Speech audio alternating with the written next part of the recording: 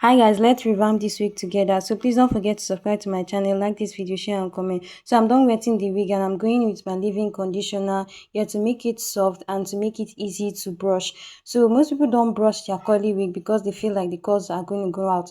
But no, you have to detangle it very well in order to get that desired, in order to be able to get that desired curls you want. So you detangle it very well. So I'm using my brush to detangle it. You make sure you brush those tangled parts out very well, so you brush it well.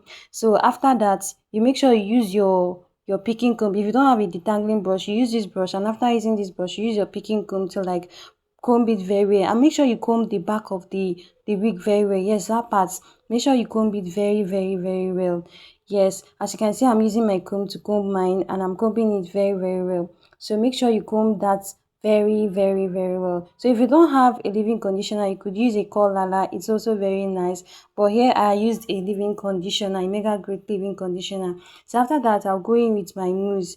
Yes, this mousse is going to give you that texture you want and that shine. So you go in with your mousse and then you crunch and crunch, yeah, to make the curls come out very well. And then after that, you go in with this Loudais product. Yes, if you're looking for a product that will give you, that is cheap but will give you that, that texture and that curls you want, they go for this product. It's spelled Luodais.